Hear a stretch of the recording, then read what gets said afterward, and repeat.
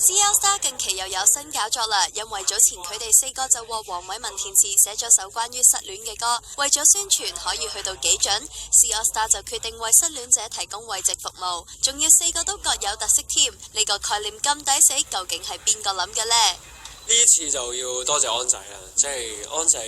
透過個 MV 啦，因為個 MV 係我哋4個好似做老闆咁樣開咗間鋪頭，然之後專啲人客咧入嚟嘅時候就哭哭啼啼啊，好慘啊，失戀好慘啊，又淋雨又剩，跟住我哋就各自4個安撫佢。咁有呢個狀態，有呢一個諗法嘅時候，安仔就諗咗啲，喂，不如我哋真係做啦，因為歌詞第一句就係是卡片到人好，即係卡片都印埋啦，你要唔要呢個服務啊？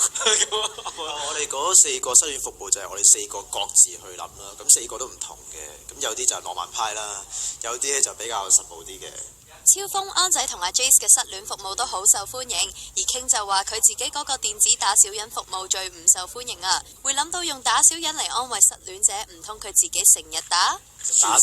小人呢件事都幾可以幫佢出氣嘅，攞佢前度跟住嘅信物啊，因為攞一個武器咁係咁打，咁我覺得都可以係幾發一時間可以做。其實你私底下有冇試過咁樣做打小人？打小人有冇試過？我真係未試過，所以今次我就睇下會唔會同佢哋一齊睇下有冇啲前度嘢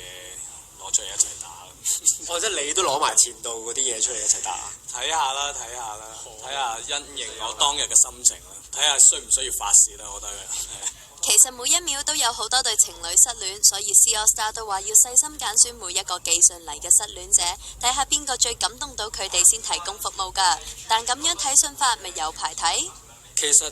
都有排睇嘅，因為每一個失戀故事真係好長篇，佢哋要敘述嘅嘢同埋佢哋反映佢內心世界都好多。其實有啲仲係，其實我唔係需要你嘅服務，